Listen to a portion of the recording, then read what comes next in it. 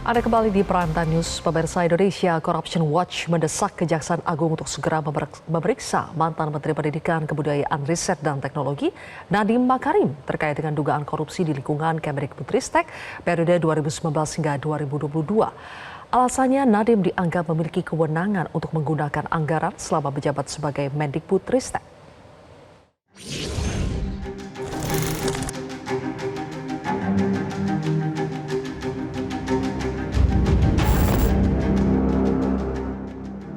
Dugaan korupsi laptop dalam pengadaan Chromebook program digitalisasi pendidikan oleh Kementerian Pendidikan, Kebudayaan, Riset, dan Teknologi periode 2019-2022 terus bergulir di Kejaksaan Agung. Hasil penyidikan Kejagung dalam proses perencanaan dan pelaksanaan pengadaannya yang menelan anggaran sebesar 9,9 triliun rupiah diduga terjadi pemufakatan jahat. Terkini Kejaksaan Agung mengajukan cegah ke luar negeri terhadap 3 staf khusus Nadiem Makarim saat menjabat Menteri Pendidikan dan Kebudayaan, Riset, dan Teknologi di era itu.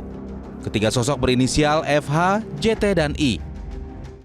Penyidik beberapa waktu yang lalu sudah menjadwal, memanggil dan akan melakukan pemeriksaan terhadap 3 orang yang berkedudukan jabatannya sebagai staf sus.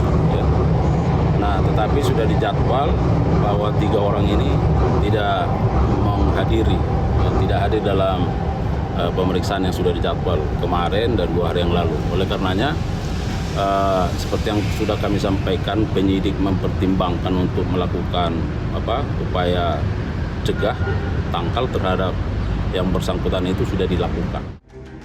Dalam perkara ini, pertanggungjawaban bukan hanya ditujukan pada level bawah, melainkan juga di level menteri. ICW menilai Nadiem Makarim yang saat itu menjabat sebagai menteri memiliki tanggung jawab atas program yang dijalankan oleh kementeriannya, sehingga Kejaksaan Agung berkepentingan untuk memanggil Nadiem Makarim. Ditanya siapa sebetulnya yang bertanggung jawab di sini? Ya, satu tentu saja panitia pengadaannya begitu ya.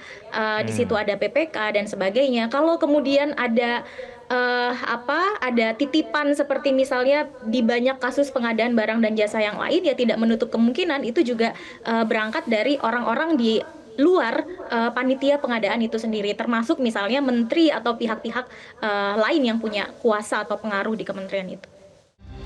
Tim penyidik Jampitsus memang belum melayangkan surat pemanggilan terhadap sang menteri di era itu.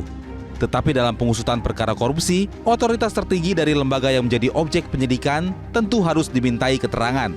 Langkah itu dibuat untuk membuat terang tindak pidana yang sedang didalami. Bicara lagi mengenai staf khusus itu adalah one behalf dari seorang menteri, Mas. Jadi kita akan melihat ya sejauh mana ya keterlibatan dari mantan Menteri Nadiem ini di dalam kasus ini, karena memang sungguh-sungguh sangat aneh dan janggal ya. Tapi memang ini agak sulit menurut saya karena kasusnya kan melalui proses penyelidikan terbuka dan kemudian ada penyidikan sekarang, berbeda dengan OTT ya yang langsung bisa kena kepada seorang menterinya. Tapi kalau begini saya takutnya nanti staf susnya itu mereka pasang badan. Kejagung kini tengah membidik 5 vendor yang diduga terlibat dalam kasus dugaan korupsi pengadaan laptop Chromebook di Kemendikbudristek panjang 2019-2022. Ada kong kali kong yang mengarahkan tim teknis pengadaan untuk membuat kajian yang mengunggulkan pengadaan laptop dengan operating system Chromebook. Padahal, penggunaan Chromebook bukanlah suatu kebutuhan. Hal ini karena pada 2019 telah dilakukan uji coba penggunaan 1.000 unit Chromebook oleh Pustekom Kemendikbudristek dan hasilnya tidak efektif. Tim Liputan Metro TV.